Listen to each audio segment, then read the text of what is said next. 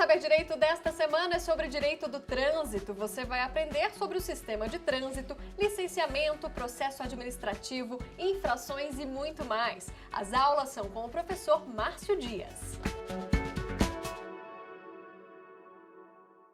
Olá pessoal, voltamos aqui agora para falar na próxima aula que é Veículos, Licenciamento e Habilitação.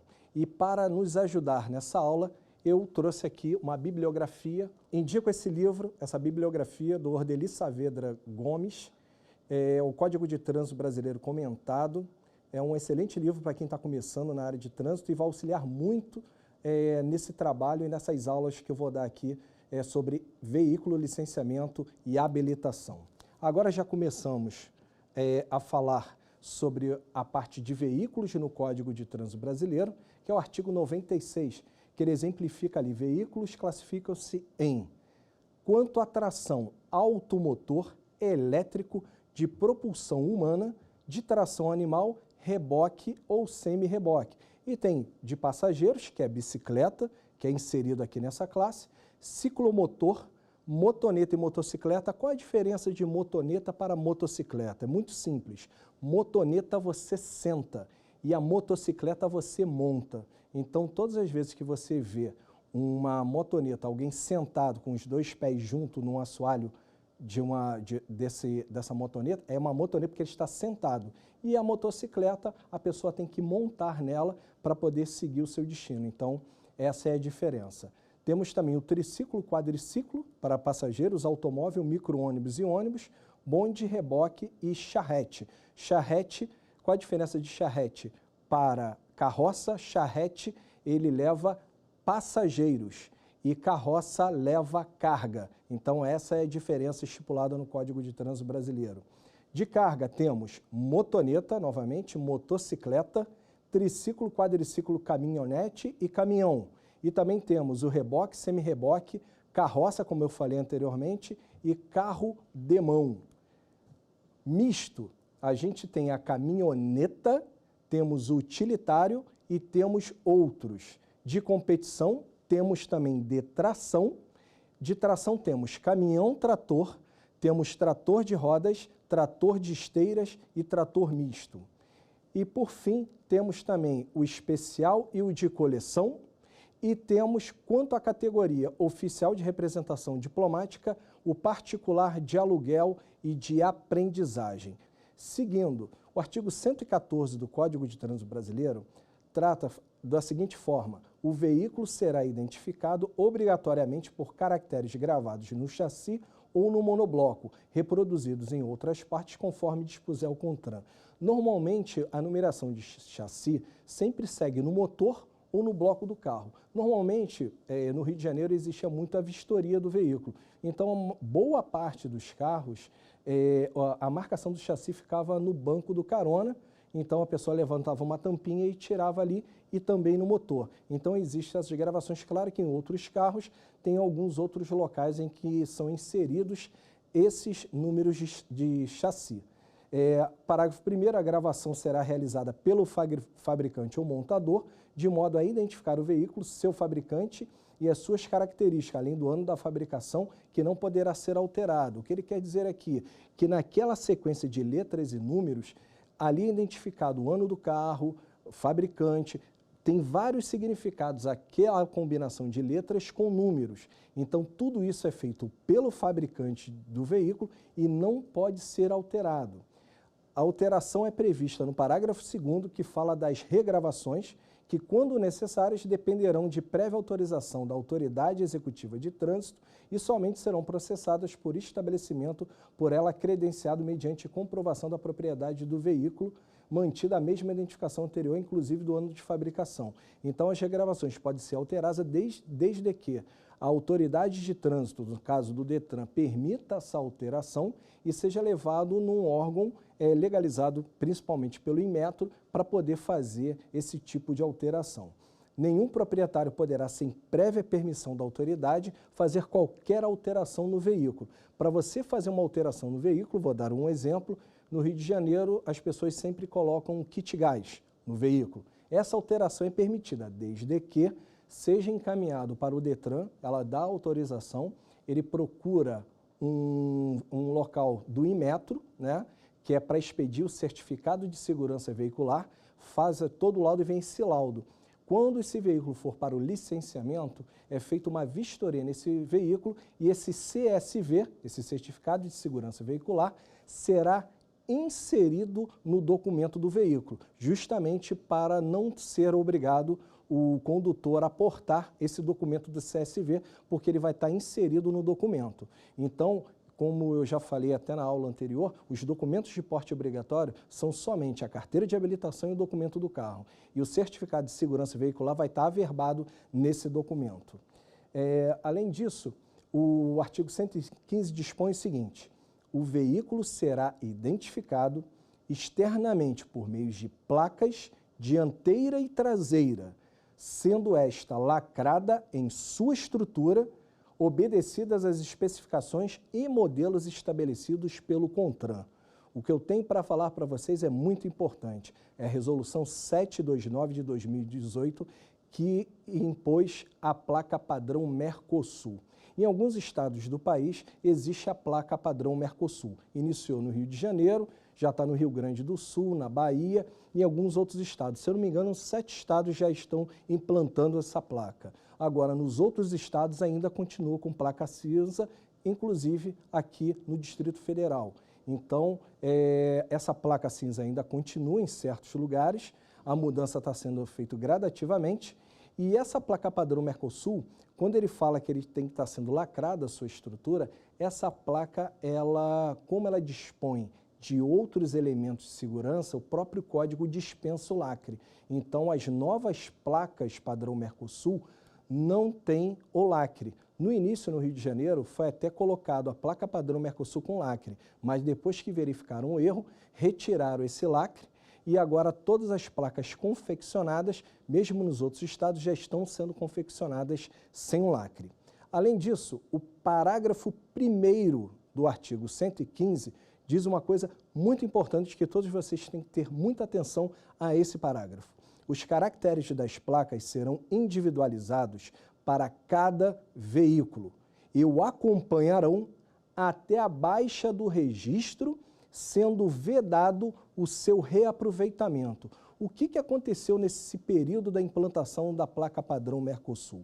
Foi feita uma alteração na resolução, com a resolução 770 de 2018, e essa resolução fez a seguinte alteração para a previsão: os órgãos e entidades executivos de trânsito dos estados e do Distrito Federal deverão implementar a placa de identificação veicular nos termos desta resolução para os veículos a serem registrados em processo de transferência de município ou de propriedade, ou quando houver necessidade de substituição de placas até 30 de junho de 2019.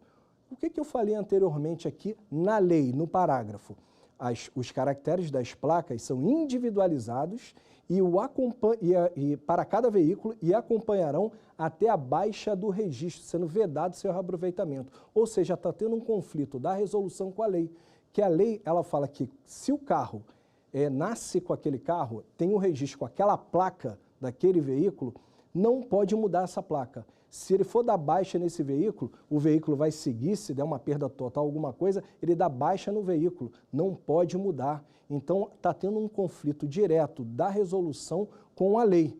Já está sendo prevista uma mudança agora, para esse ano, só para inserir em veículos novos. Esse é meu entendimento, desde a implantação da placa padrão Mercosul, que sempre falei que as placas só poderiam ser implantadas em veículos novos. Fazer opção, como era antigamente, fazer a mudança para transferência de propriedade de município do estado, não há essa possibilidade dentro do Código de Trânsito Brasileiro e a resolução não pode sobrepor a lei. Então, esse entendimento é válido e eu tenho certeza que, segundo até a mídia já está passando essa questão, que o Denatran provavelmente só vai implantar isso com uma nova resolução para veículos novos.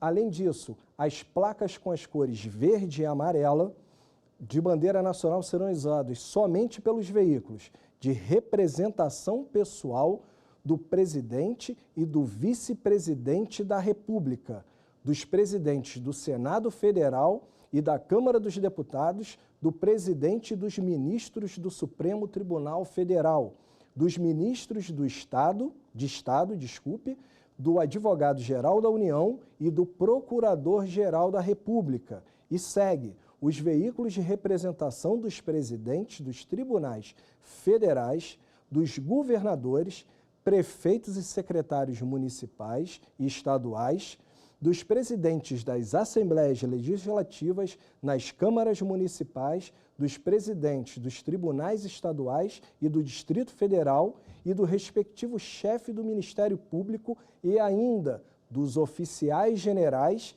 das Forças Armadas terão as placas especiais de acordo com os modelos estabelecidos no CONTRAN. Uma curiosidade, a Assembleia Legislativa do Rio de Janeiro, mês passado, entrou com um projeto de resolução para que os veículos que a Assembleia Legislativa do Estado do Rio de Janeiro alugasse fossem colocados placas de bronze para identificar que aquele veículo pertence a um deputado estadual. Infelizmente, isso não é possível fazer porque muita gente não tem conhecimento que existe uma lei de 1950 que dispõe justamente sobre isso, que é a Lei 1081 de 1950, ela trata do uso de carros oficiais pelos agentes públicos e ela foi regulamentada ano passado através do decreto 9.287 de 2018. E ela fala o seguinte, que se o veículo, ele é um veículo particular, ou seja, se o carro é alugado, quando ele compra, ele é aluguel ou pode ser particular, mas normalmente é aluguel. Então, ele não é oficial. Então, para você botar uma placa de bronze, você tem que comprar o carro como oficial. Como você não compra, você não pode nem colocar a placa de bronze num veículo particular ou alugado e também não pode colocar uma placa particular num veículo oficial. Isso é que diz a lei, não pode haver essa troca. Então, de acordo com essa lei, os veículos da Assembleia Legislativa não teriam a permissão de ser inserido as placas de bronze. Além disso, os aparelhos automotores destinados a puxar ou arrastar maquinaria de qualquer natureza ou executar trabalhos de construção ou pavimentação são sujeitos a registro. Os tratores e demais aparelhos automotores destinados a puxar ou arrastar maquinaria agrícola ou executar trabalhos agrícolas, desde que facultados a transitar em via pública. O disposto neste artigo não se aplica aos veículos de uso bélico. Aqueles caminhões do Exército que são usados dentro dos quartéis, eles não têm registro nem emplacamento. O registro é interno através de numeração do controle do Exército e das Forças Armadas. Então, eles não são obrigados nem ter registro nem ter placa. Os veículos de 2 ou 3 rodas são dispensados do uso da placa, então motocicleta, motoneta, triciclo não precisa ter placa na frente, só na placa traseira. Excepcionalmente, mediante autorização específica e fundamentada das respectivas corregedorias e com a devida comunicação aos órgãos de trânsito, poderão ser usadas placas temporárias para os membros do Poder Judiciário e do Ministério Público que exerçam a competência e atribuição criminal, justamente para resguardar a segurança deles, porque vários processos de investigação que eles têm, então, por uma medida de segurança, o Código de Trânsito fez essa excepcionalidade e permitiu que os membros do Poder Judiciário e do Ministério Público que trabalham diretamente com a parte criminal tenham essa exceção no Código de Trânsito. Os veículos artesanais utilizados no trabalho agrícola, para efeito de registro que trata o artigo, ficam dispensados da exigência desse registro. As placas que possuírem tecnologia que permita a identificação do veículo ao qual estão atreladas são dispensadas da utilização do lacre previsto no caput, na forma regulamentada pelo CONTRAN. Como eu falei para vocês, a placa padrão Mercosul, como ele tem outros elementos de identificação, não está obrigado a usar o lacre. Por isso, como o parágrafo 9º aqui do CTB, do artigo 115, ele fala com essa exceção. Então, como tem outros elementos de segurança, não há necessidade, não é obrigatório o uso do lacre. Os veículos de propriedade da União, dos Estados e do Distrito Federal, devidamente registrados e licenciados, somente quando estritamente usados em serviço reservado de caráter policial, poderão usar placas particulares. Existem em vários batalhões da polícia, Polícia Civil, existe o serviço reservado da Polícia Reservada. Então, são carros comuns que eles colocam a placa e às vezes a fiscalização de trânsito, quando ela vê esse veículo estacionado de uma maneira irregular, não sabe que aquele veículo é um veículo que pertence a uma investigação. Então, quando vai abordar normalmente o policial que está ali fazendo uma investigação, ele tem um cartão que é disponibilizado pelo batalhão que fala que aquele carro é do serviço reservado, então ele cumpre a fiscalização dele para que ele faça tudo isso sem ter nenhum problema e considere a investigação. Então agora vamos para o quiz.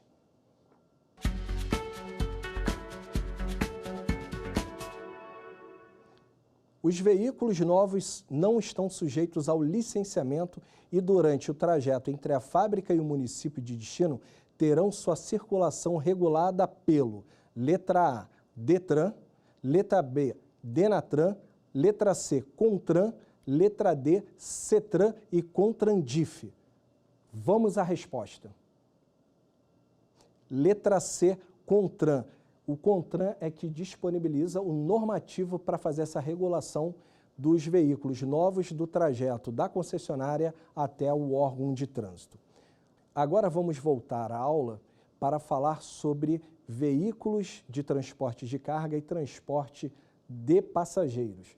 Os veículos de transporte de cargas e os coletivos de passageiros, todos eles deverão conter em local facilmente visível, normalmente sempre na porta dianteira, sempre na frente do lado tanto direito quanto do lado esquerdo, a inscrição indicativa da tara, do peso bruto total e do peso bruto total combinado, ou a capacidade máxima de tração. Então, todos os veículos com capacidade máxima de tração nunca podem ultrapassar esse peso com peso bruto total, senão pode comprometer a segurança do veículo. E o peso bruto total é a soma do veículo, da carroceria e da carga. Então, isso tudo é inserido lá na inscrição que fica na frente de cada veículo de carga e também do coletivo de passageiros. Agora vamos falar do artigo 120 do Código de Trânsito Brasileiro, que classifica que todo veículo automotor, elétrico, articulado, reboque ou semi-reboque, deve ser registrado perante o órgão executivo de trânsito do Estado ou do Distrito Federal, que é o Detran, no município de domicílio ou residência de seu proprietário na forma da lei. Então, todas as vezes que um veículo novo tem o seu registro, ele deve ser registrado no órgão de trânsito do domicílio daquela pessoa. Então, se comprou o veículo aqui no Distrito Federal, ele vai ser registrado aqui no Distrito Federal e terá também o seu licenciamento aqui no Distrito Federal. O parágrafo 1º. Os órgãos executivos de trânsito dos Estados do Distrito Federal somente registrarão veículos oficiais de propriedade da administração direta da União dos Estados, do Distrito Federal, dos municípios e de qualquer um dos poderes, com indicação expressa por pintura nas portas, do nome, sigla, logotipo, órgão ou entidade. Então, o que acontece? Os veículos oficiais normalmente sempre vão ter um adesivo, né, nas portas, identificando de qual órgão é, e placas com as cores, no caso aqui em Brasília, aqui no Distrito Federal, com uma placa que é cinza, então o carro oficial, a placa é branca ainda. Mas na placa padrão Mercosul teve algumas alterações de cores. Mas como aqui, em vários estados do Brasil, a placa é cinza, os carros oficiais se utilizam da placa branca. O artigo também não se aplica também o registro, né, e nem a placa do veículo para veículos bélicos, como eu falei anteriormente. O registro de veículos expediará o certificado de registro do veículo de acordo com os modelos e especificações estabelecidos pelo CONTRAN, contendo as características e condições de invulnerabilidade e falsificação e adulteração. Normalmente, todos os documentos, o CRV, que é o Certificado de Registro de Veículo, é aquele documento de compra e venda.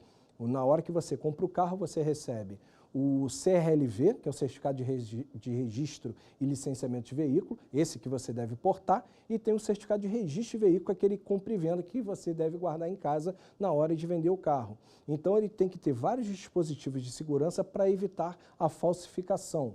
O artigo 122, ele fala o seguinte: para a expedição do certificado de registro de veículo, o órgão executivo de trânsito consultará o cadastro do RENAVAN e exigirá do proprietário os seguintes documentos. Normalmente, sempre a nota fiscal fornecida pelo fabricante ou revendedor ou documento equivalente ao expedido pela autoridade competente. Então, toda vez que for emitido o certificado, a nota fiscal e essa documentação será pedido ao proprietário do veículo.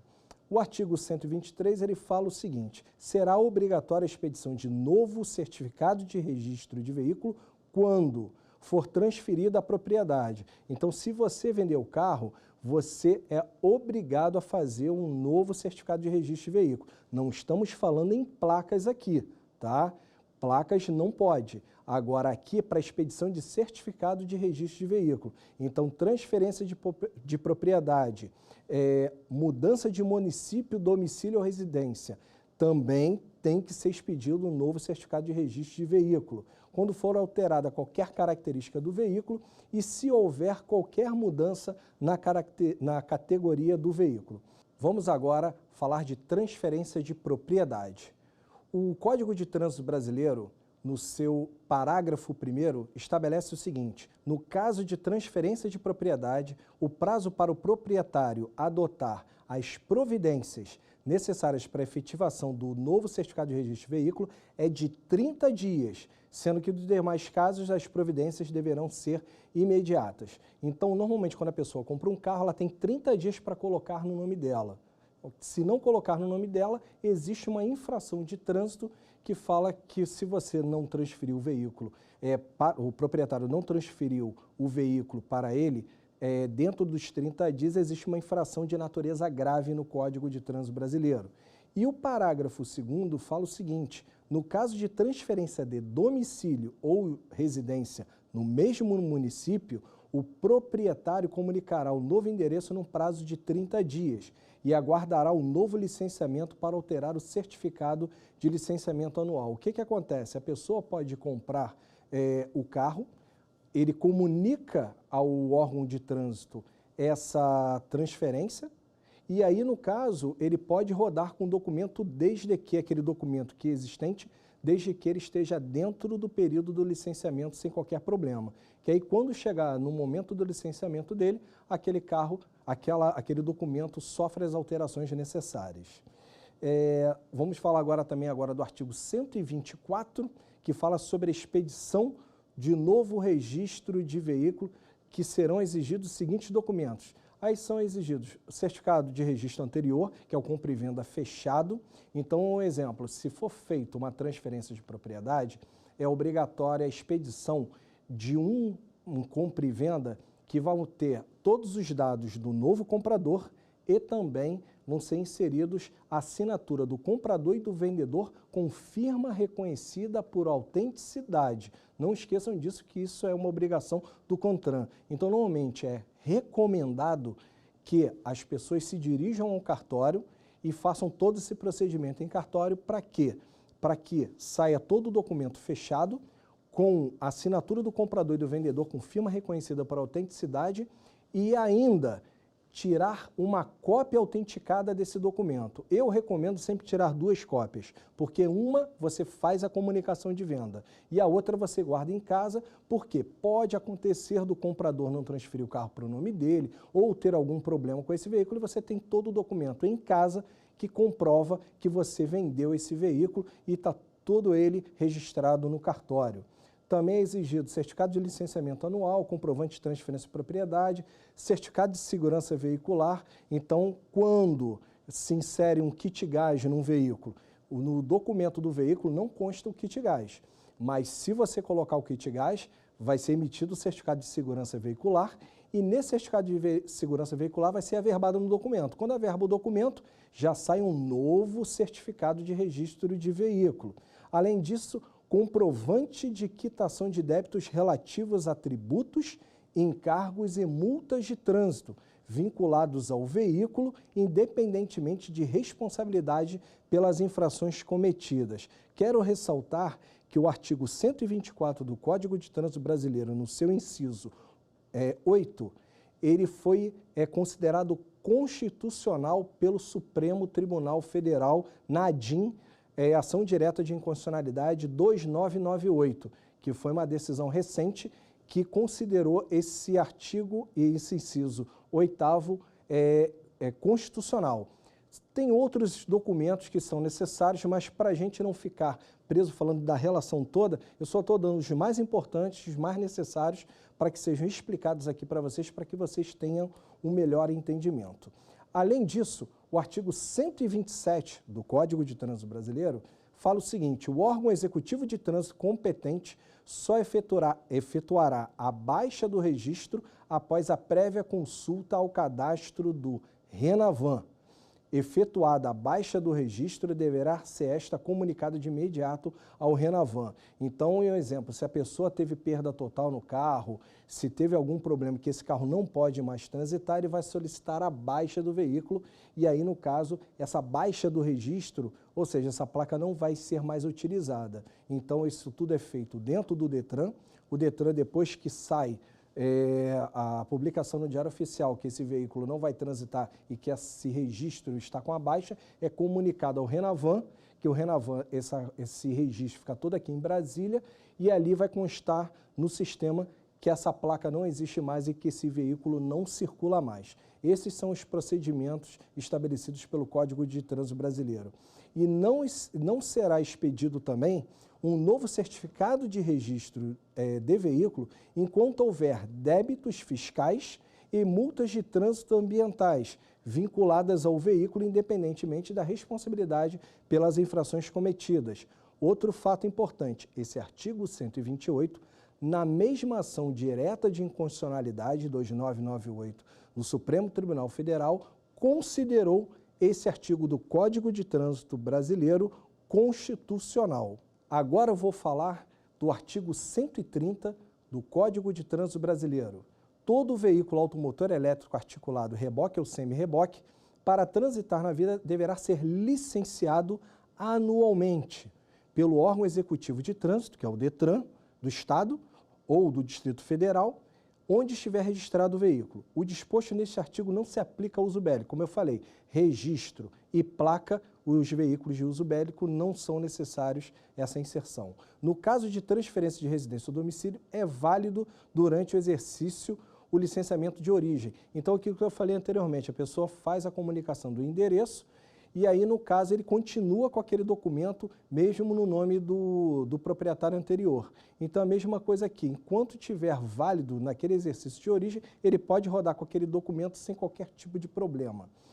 O certificado de licenciamento anual será expedido ao veículo licenciado vinculado ao certificado de registro, no modelo de especificações do CONTRAN. O primeiro licenciamento será feito simultaneamente com o registro. O veículo só será considerado licenciado quitados os débitos relativos a tributos, encargos e multas de trânsito e ambientais vinculados ao veículo, independentemente da responsabilidade das infrações cometidas. O que diz esse artigo? Primeiramente, o artigo 131, parágrafo 2º, também fez parte da ADIM 2998 do STF e classificou esse artigo, esse parágrafo 2º como constitucional. Só que tem uma coisa muito importante nesse artigo para o Rio de Janeiro. No Rio de Janeiro tem uma exceção a essa regra, que é a Lei Estadual 7.718 de 2017. Lá no Rio de Janeiro, é o único estado do Brasil que permite que o veículo seja licenciado sem a obrigatoriedade de pagar o IPVA. Não é que a pessoa não vai pagar o IPVA, é que para efeitos de licenciamento junto ao Detran, a pessoa, no caso o proprietário do veículo, não é obrigado a apresentar o comprovante do pagamento de IPVA. Então, normalmente, esse pagamento do IPVA, ele faz diretamente à Secretaria Estadual de Fazenda.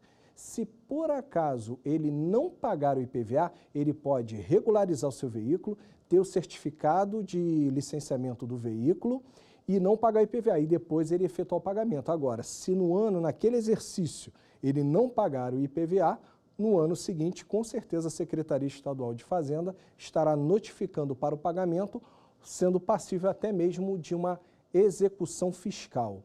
Então, também vamos falar agora do artigo 132 do Código de Trânsito Brasileiro, que os veículos novos não estão sujeitos ao licenciamento e terão sua circulação regulada pelo CONTRAN durante o trajeto entre a fábrica e o município do destino.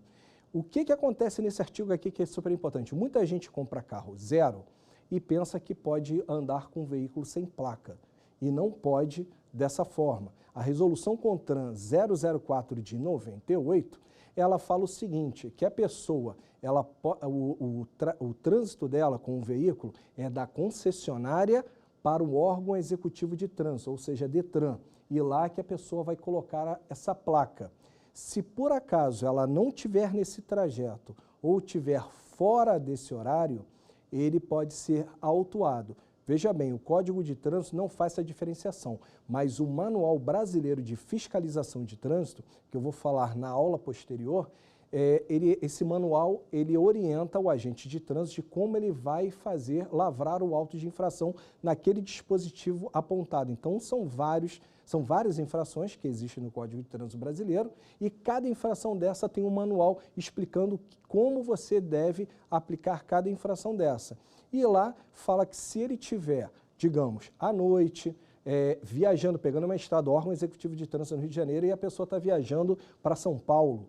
Então, se ele estiver fora do horário ou fora do destino, ele vai ser infracionado e não pode rodar. Veículo zero, resumo, ele tem que sair da concessionária e no horário que estiver aberto o órgão executivo de trânsito, DETRAN, ele tem que se dirigir da concessionária direto para o DETRAN e ir lá emplacar o veículo. É isso que diz esse artigo e essa resolução. Vamos falar agora do parágrafo 1º desse artigo 132. O disposto neste artigo aplica-se igualmente aos veículos importados durante o trajeto entre a alfândega e o entreposto alfandegário e o município de destino. Mesma coisa, os veículos normalmente, no Rio de Janeiro principalmente, muitos veículos chegam de navio e dali, mesma coisa, eles têm que ser transportados, normalmente são conduzidos para a concessionária e da concessionária são encaminhados para o DETRAN, como também pode ser encaminhado diretamente ali do porto e encaminhado para o DETRAN para fazer o emplacamento.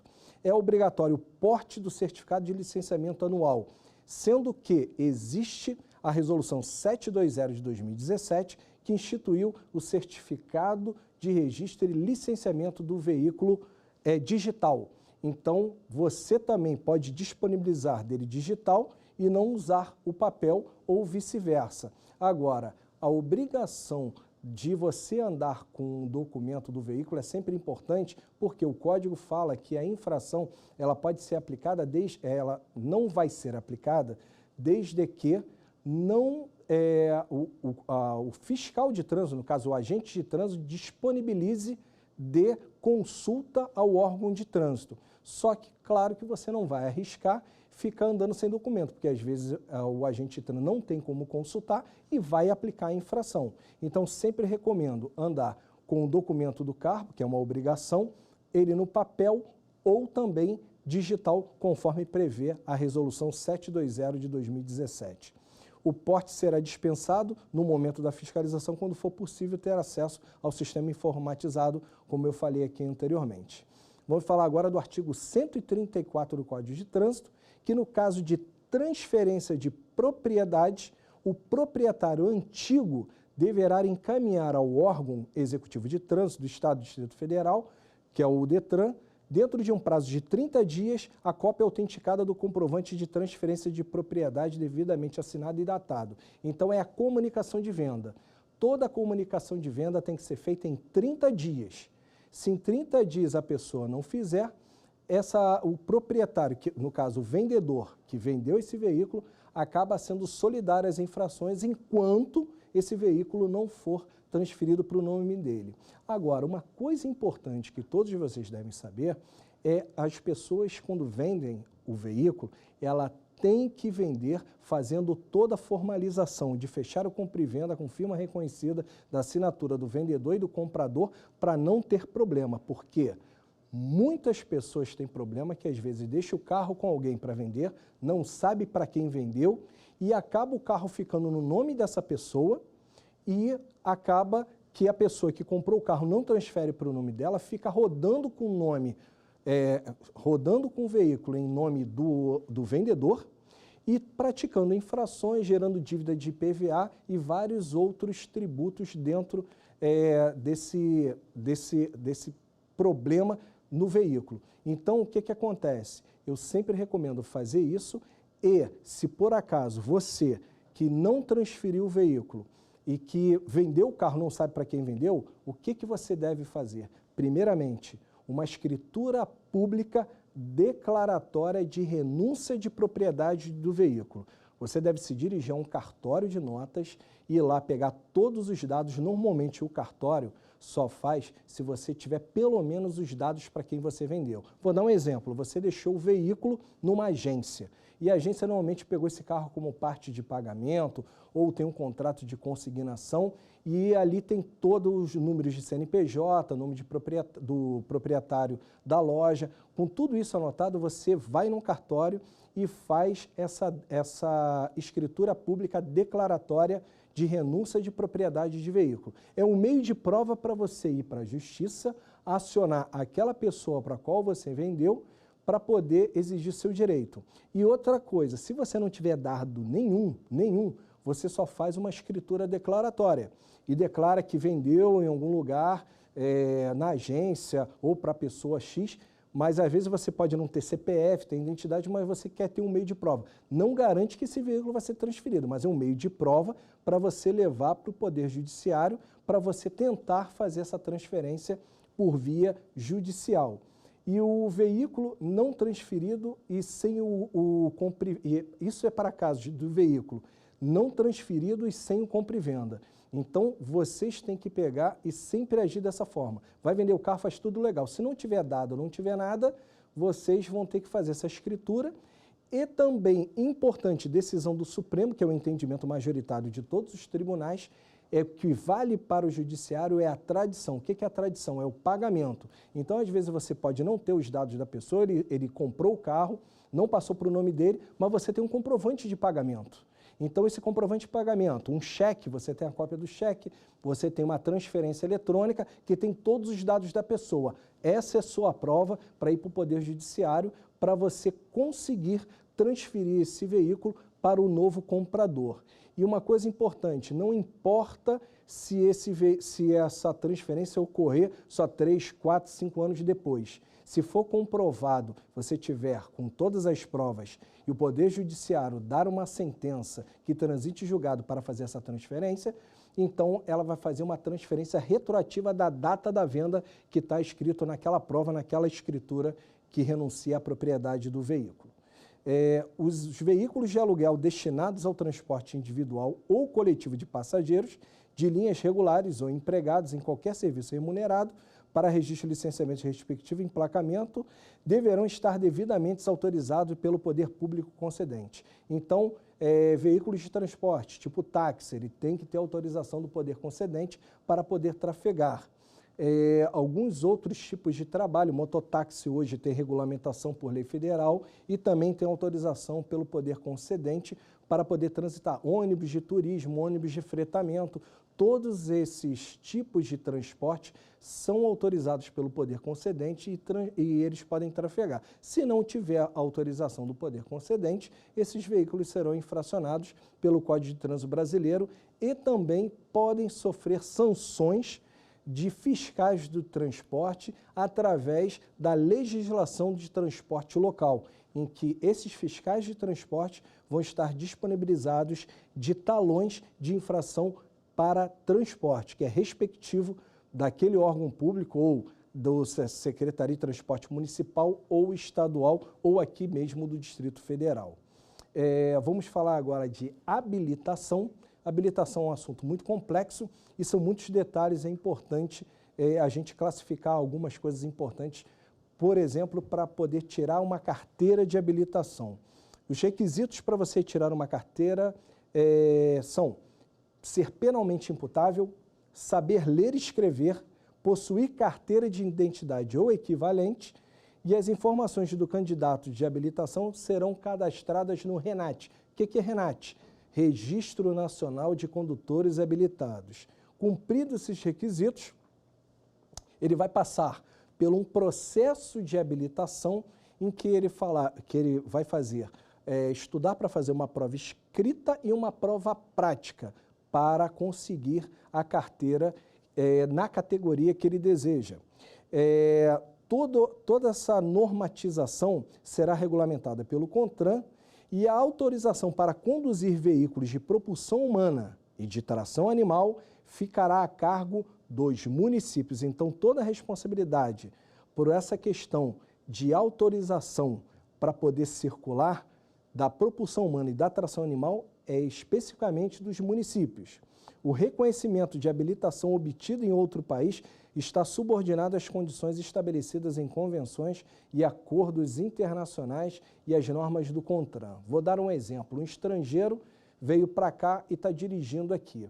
Dependendo, existe a Convenção de Viena, o REBUT, que é um acordo do Mercosul, e também existe o Código de Trânsito Brasileiro. Então, se alguém vier do Mercosul para cá, ele pode transitar com a sua carteira de habilitação aqui pelo Brasil.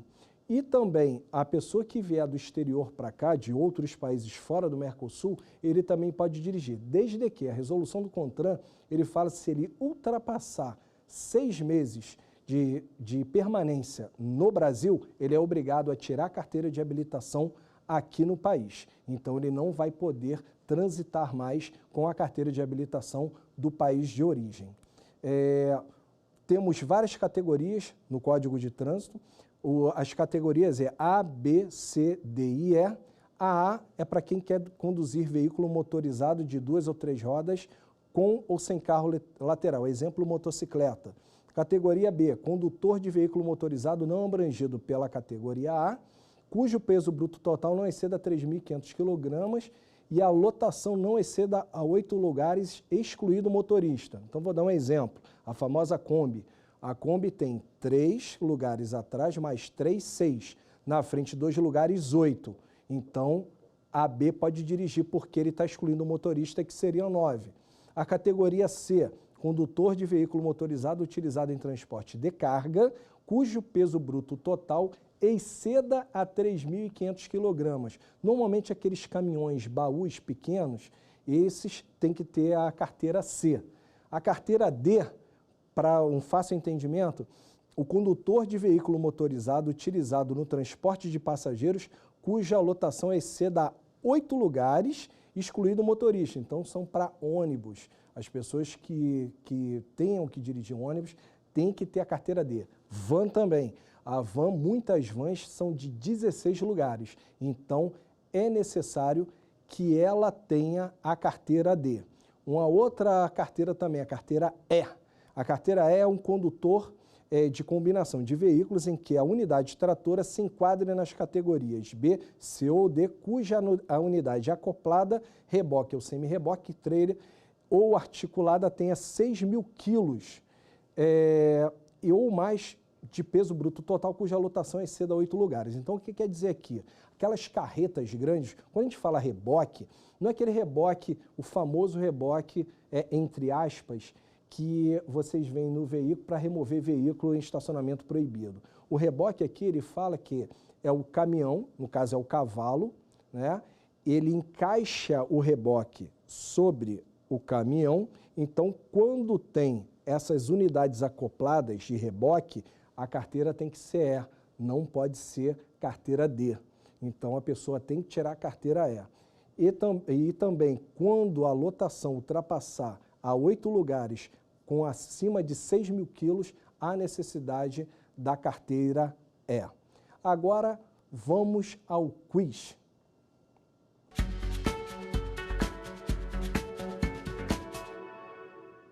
Qual o prazo do proprietário antigo para comunicar a venda ao órgão executivo de trânsito no caso de transferência de propriedade?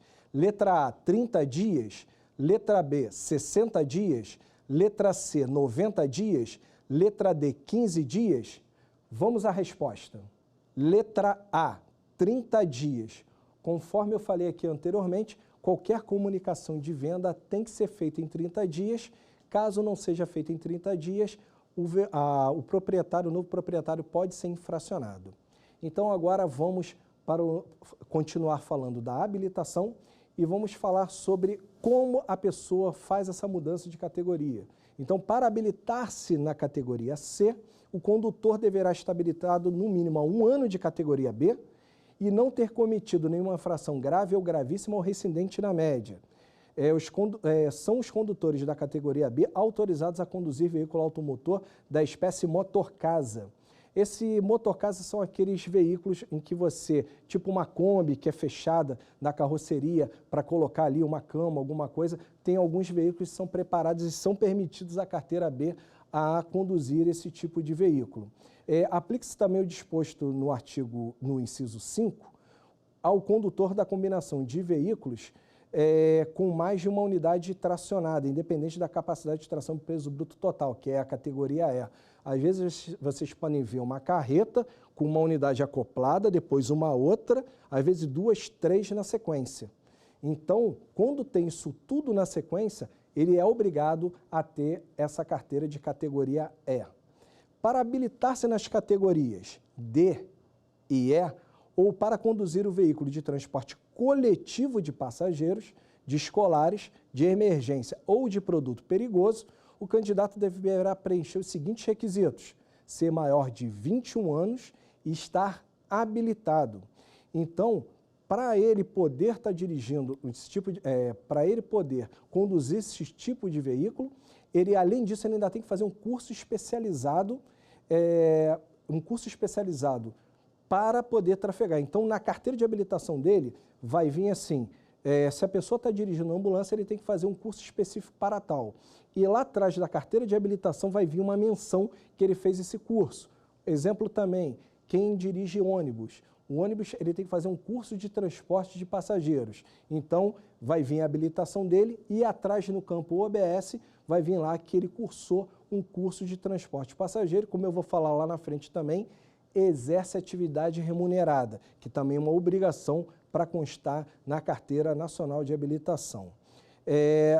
No artigo 145-A, além do disposto no artigo anterior, para conduzir ambulâncias, o candidato deverá comprovar treinamento especializado e reciclagem em cursos específicos a cada 5 anos, nos termos do CONTRAN. Então, para quem conduz a ambulância, a cada 5 anos ele tem que estar fazendo os cursos de reciclagem para poder dirigir uma ambulância. Caso contrário, ele não vai ter autorização para poder dirigir esse veículo.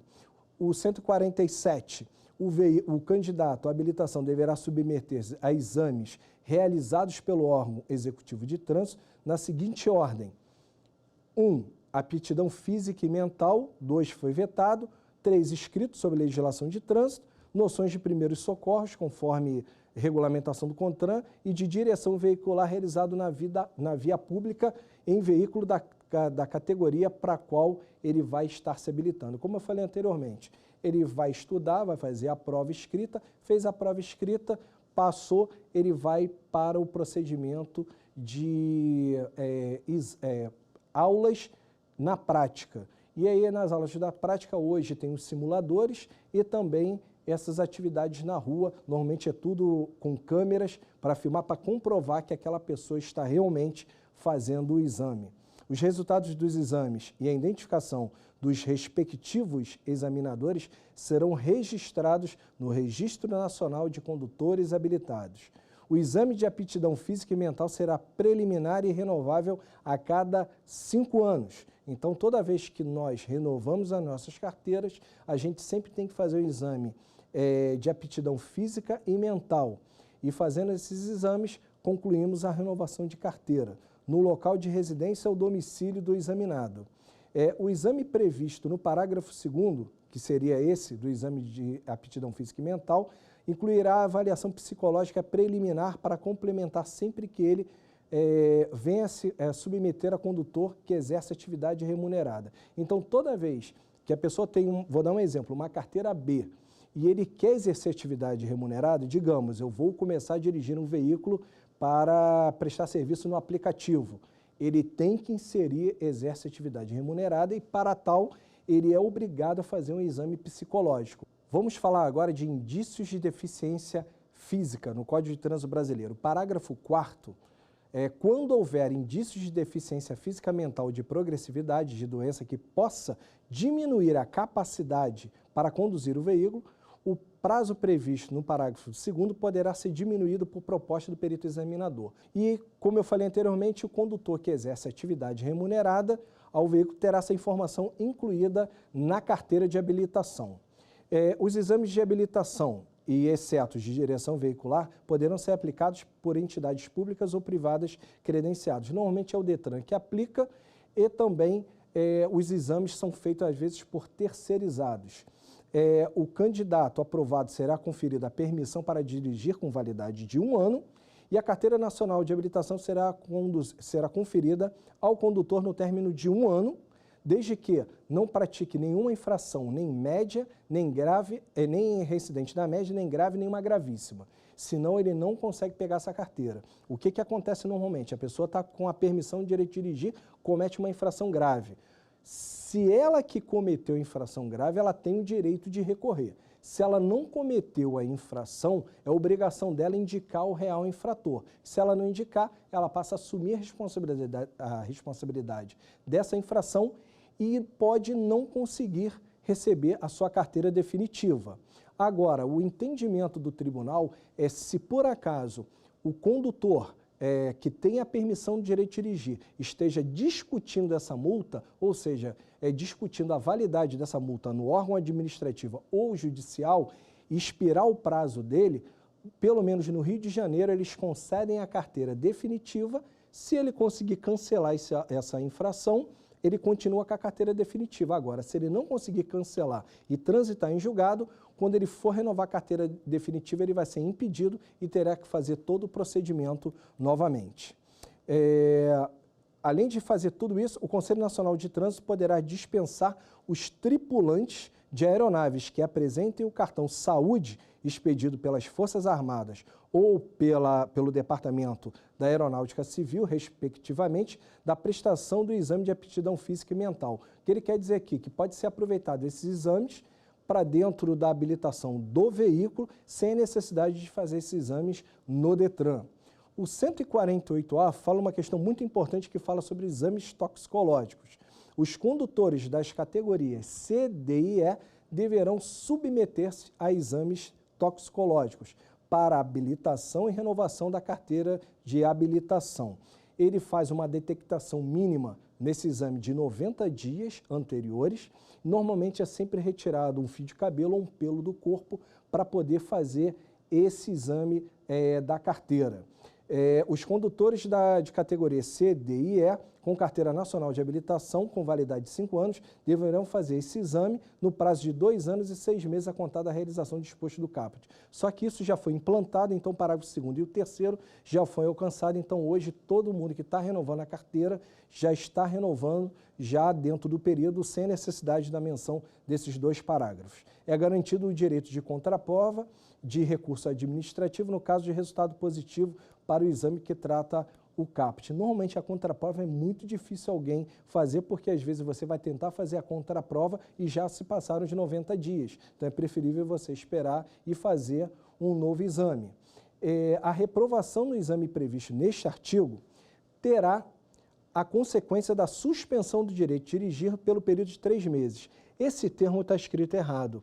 O que acontece é que você não expede a nova carteira, porque você fica tipo cancelado da sua carteira para depois você fazer um novo teste. Se você passar, você pega a carteira. Mas a suspensão de direito de dirigir tem que ter processo, tem que ter ampla defesa contraditório, é aplicada a penalidade. Isso não acontece nesse caso. Infelizmente, o legislador colocou essa expressão de maneira errada. A Carteira Nacional de Habilitação ela é expedida em modelo único, que é aquele modelo com foto, ainda tem um QR Code atrás, que estabelece as questões de segurança da carteira de habilitação.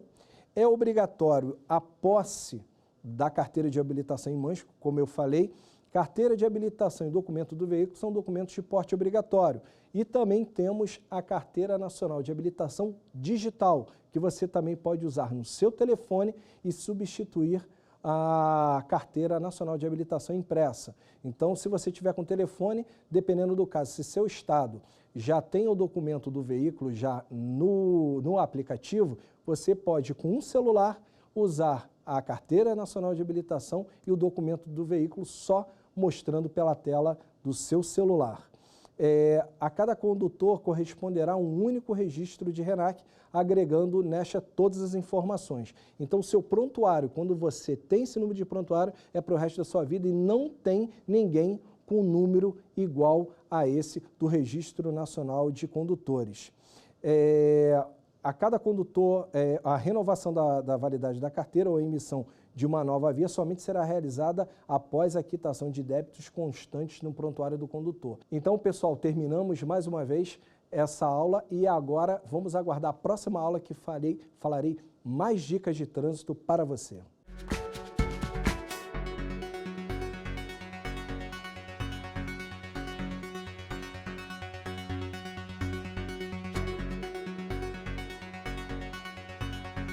Quer dar uma sugestão de tema para os cursos do Saber Direito? Então mande um e-mail para a gente, saberdireito@stf.jus.br, ou entre em contato pelo nosso WhatsApp.